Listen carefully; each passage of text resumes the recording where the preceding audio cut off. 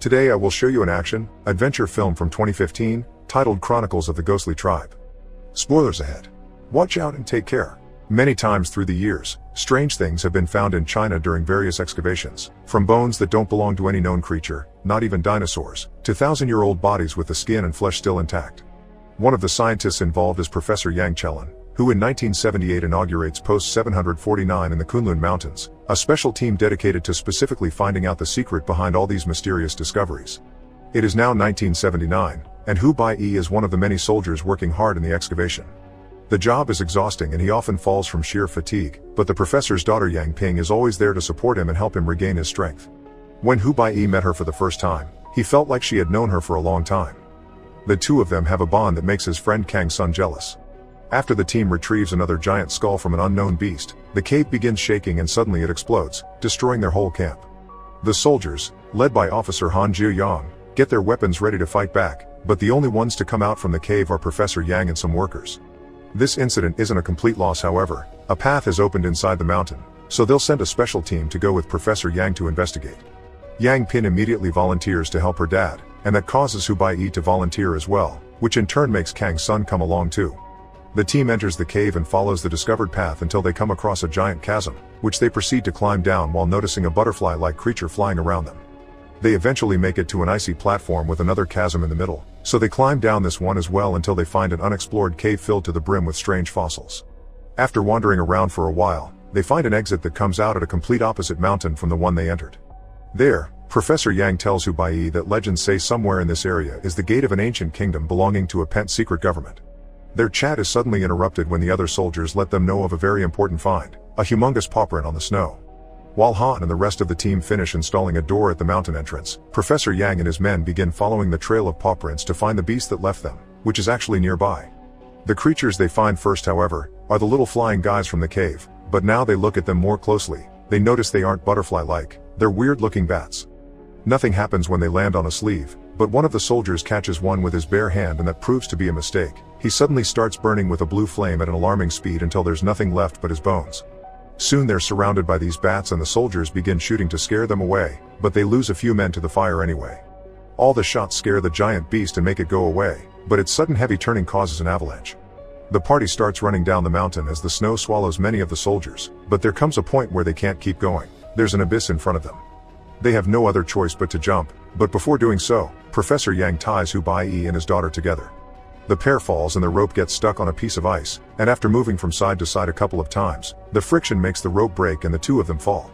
Even months later while sleeping on a train, Hu Bai-yi doesn't understand how he survives that fall, especially after losing even more men that get killed by hitting their heads or getting stabbed by the ice. When he awakes at the bottom of the abyss, there are only 4 party members left: Hu Bai-yi, Professor Yang, Yang Ping, and Kang Sun. After retrieving as many fallen supplies as possible, the now very small team lights up some torches and continues their exploration. They come across a huge cave with a tall tower inside surrounded by building ruins that Professor Yang calls the Sacred Palace of Kunlun.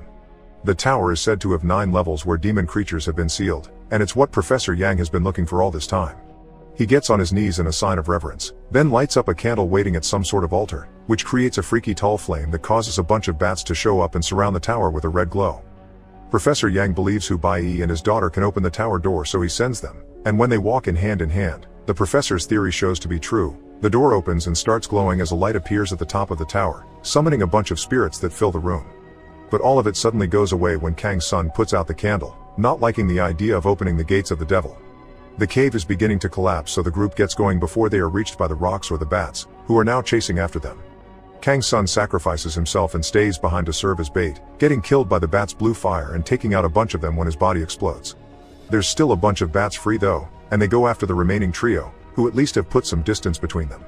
They find an exit, but they can't go much further. It takes them to a high edge behind a waterfall. The bats catch up and, as Hu Bai-yi tries to fight them off with a torch, they manage to bite him and start a fire on his shoulder. Yang Ping pushes him off the edge so he falls into the water to put the fire off, and she and her dad quickly follow. Hu Bai-yi and Yang Ping find each other underwater but are quickly pushed apart by another giant dinosaur-like creature that captures Yang Ping in its mouth and takes her away. Devastated, Hu Bai-yi swims out of and makes his way back to base under freezing temperatures. The burn on his shoulder is taken care of while Officer Han tells him they've found all the party's bodies except Yang Ping's and the professor's. Hu Bai-yi is the only survivor. He decides to quit this life and return home, but on the train ride, he keeps imagining Kang's son is there with him and disappointing himself when the illusion goes away. Hu Baiyi gets out at a train station near the countryside and is picked up by his new employer Mr. Wang, unaware that Officer Han and scientist Chen Dong are looking for him. The year is 1982 now, and Hu Baiyi begins working at Mr. Wang's library, which makes for a very peaceful life. When they go to have lunch together, Mr. Wang takes him to a local restaurant where Hu Baiyi is shocked to reunite with childhood friend Wang Kexuan, who works there as an entertainer. Hu Baiyi suspects Mr. Wang has taken him there on purpose. While working at the library, Hu Baiyi finds a book of Professor Yang's research that even includes an illustration of the Demon Tower, making realize opening it has always been the professor's goal, and he also has always known Hu Baiyi and Yang Ping could do it, which is why he tried to keep them together and safe. Meanwhile, at post 749, the explorers found a coffin with a living woman inside that looks just like Yang Ping but calls herself Shirley. She seems to have some mysterious powers that she can't control but no memory of Yang Ping, so for now, they'll keep her locked and under constant watch while they offer her treatment. Back to Hu Baiyi, he keeps receiving Professor Yang's books at the library with specific pages marked for him. With Wang Kexuan's support, he becomes obsessed with these legends and spends months studying them, helping him understand the real story behind them. There used to be a humanoid race from the demon's world, whose ancestors came from Saturn. They're the successor of both demon and man, and the tower is their legacy. There were supposed to be guards protecting the tower, but 10,000 years ago, this race disappeared from Earth because humans finally broke out from demons' control. There are some questions he can't still find answers to, however, like why he and Yang Ping could open the tower, why the professor wanted to open it in the first place, and who keeps sending him all these books. 3 years later, in 1985, Officer Han is shocked to learn his team has found Professor Yang alive in the mountains, hiding inside a cave. Meanwhile, in West China, Oil City finds itself under the attack of the mysterious giant beasts. They destroy everything on their path, leaving nothing behind but ruins. Professor Yang tells Han that this must be the consequence of having opened the tower, so he goes to the area to investigate. This incident seems to have awoken Hu Baiyi's shoulder scar, which starts bothering him often, and his visit to the doctor causes him to appear on the system, which gives away his location to Han. One afternoon, the shoulder pain gets so strong that suddenly it lights a fire on Hu Baiyi's back, and he begins to display powers of his own, making every piece of furniture in the library float. Mr. Wang shows up, treating this as if it was perfectly natural, and explains that because of the bad attack, Hu Baiyi's blood has been contaminated by a demonic force that now gives him powers but could drag him to hell. Hu Baiyi doesn't understand how Mr. Wang knows all this, so he uses his own powers to transform the library into an old tomb and reveal he's the protector of Prince Yi of Su Lin Nation. There are protector spirits here too, like there had been back at the tower, including Kang's sons. Mr. One explains that Prince Yi was Hu Baiyi's predecessor and he had been the one to lead mankind against the technologically advanced demon race that had taken over Earth. Prince Yi used his own body to seal the tower, and most demons left the planet, although a few of them hid and took human form, even going as far as marrying humans themselves. They want Hu Baiyi because as a descendant, he's the only one that can open the tower and free the demons again. At post 749, Officer Han is furious to learn that his team has lost Professor Yang, but some sudden news changes his mood for the better. Shirley has woken up and claims she has her memories back, so she wants to go looking for her father together with Hu Baiyi. Han travels to the library to recruit him, but Hu Baiyi refuses to get back in action after seeing so much death during the last mission. He quickly changes his mind, however, when he learns about Shirley since he misses Yang Ping terribly. Mr. Wang thinks it's a bad idea for him to go when demons want to capture him to reopen the tower, but Hu Baiyi wants to understand how Yang Ping has come back to life, and now the beast spirits are attacking the prince's tomb too, so something needs to be done about it at the source. Hu Baiyi leaves the library with Wang Kexuan, who wishes to help. They travel to northern China where they meet the team that will be looking for the Professor Chen Dong, a woman called Cao Weiwei, a bunch of soldiers, and of course, Shirley. Hu Baiyi can't stop crying when he sees her again, but while she remembers his name, she acts rather coldly towards him and insists to be called Shirley instead of Yang Ping. The team travels through the desert by using camels. After a few days of peace, they suddenly find themselves in a sandstorm, so they ride away as fast as they can to leave it behind. There's a little detail they don't notice though. The only reason why the sandstorm doesn't follow them anymore is that they cross an invincible force shield that keeps the storm away as they enter the ruins of Oil City. Once they dismount in a safe area, they realize they actually lost a few men during their escape, including Wang Kexuan. This second group is still in the middle of the desert without their camels, so they're trying to reach the well site they've seen in the distance when suddenly, they're attacked by one of these demon creatures. They split as they run away, and the demon kills one of the soldiers as the rest of the group reaches the well site, only to find a second demon there.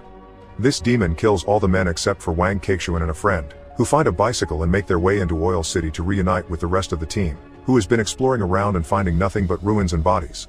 Hearing about the demons, Hu Baiyi wants to leave to avoid another massacre like it happened last time in the mountains, but Chen Dong and Shirley want to stay and finish their mission. There isn't much time to discuss this though, because the demons find them and the team must get ready to fight. They arm themselves and shoot the first beast, thinking they've managed to kill it, then they chase after the second one. When they turn around however, the first one is gone. While the team fights the beasts, Shirley runs away to enter an abandoned school, and Hu Baiyi follows her there. He finds a bunch of bodies hanging from the ceiling and a hole in the ground which he enters to discover an underground tunnel that takes him to the prince's tomb. There's a demon there too, which pushes Hu Baiyi and hurts him, but before it can go any farther, Shirley shows up and tames it, making it go away.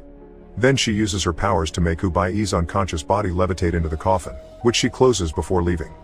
Back in town, more demons have arrived, so the team hides in the highest floors of buildings to shoot silver bullets and rocket launchers from afar. They manage to hit a few, but most demons dodge them and climb the buildings to go after them.